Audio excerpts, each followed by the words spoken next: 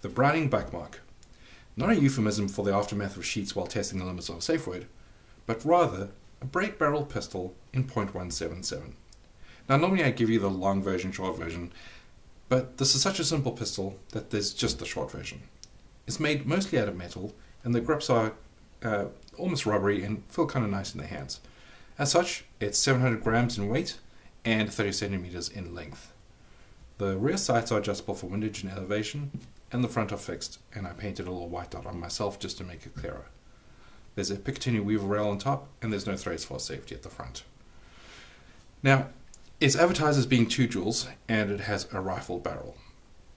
I normally complain about a very stiff trigger, and this is, but it's single stage and it's predictable. I'll get to why that's important in a bit. Now, as for the ambidextrous nature of this gun, I recently saw someone saying that it's ambidextrous, and if it's not, you'd have to argue, so here's me arguing. But I'll combine it with actually cocking the gun. This is its selling point. To me, anyway. It's an incredibly cheap gun, and this is the easiest I've ever seen a break barrel pistol break. Now, it is only 2 joules, so that could be why. Putting the pellet in, it just actually falls down, so it's quite nice that it's been bored out a little bit, so it's just easy to put in. So, now the gun's loaded. About that safety. This is the safety that needs to be pushed down. If I'm holding this with just my left hand, and I were to try to put the safety off with my index finger, I can't.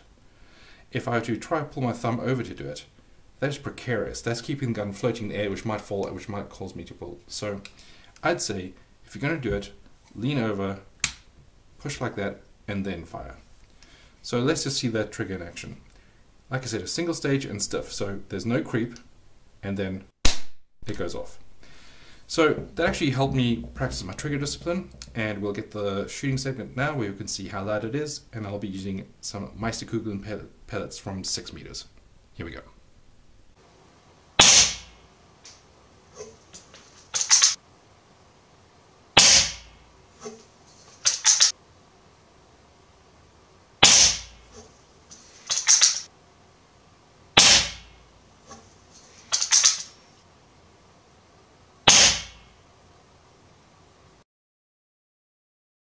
Okay, so as you just saw, the gun is accurate enough, and while loud, it's not insanely loud.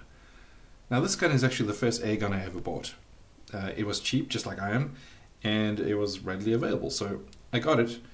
And for ages, I thought that the sights and I just weren't getting on, and I couldn't understand why, because my shots would go all over the place. But then what I learned was, obviously over time, with such a stiff trigger, you learn that you have to put your finger in the same place when you pull the trigger. If you put it left, you pull left. If you put it too far in, it will pull right. So this one really teaches you to keep your finger in the same place. And 4 times out of 5, I get it right. So yeah, this is my bad, not the gun's fault. And just to give guns the best chance they can during a review, sometimes I use a safety blanket. And this one, because the sights and I have a history, I figured I'd use this Walter red dot sight. Unlike other red dots sights where it moves around on the target, this one always stays on target for me. So this caters for my kind of broken. And it kind of looks like a stormtrooper pistol when it's on, so that's kind of cool too.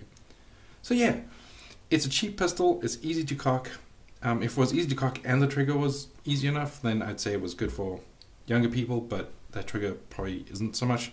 But yeah, it's a fantastic pistol, and anyone who wants to have fun with it, it's accurate enough. Alright, thank you very much, and yeah, stay awesome.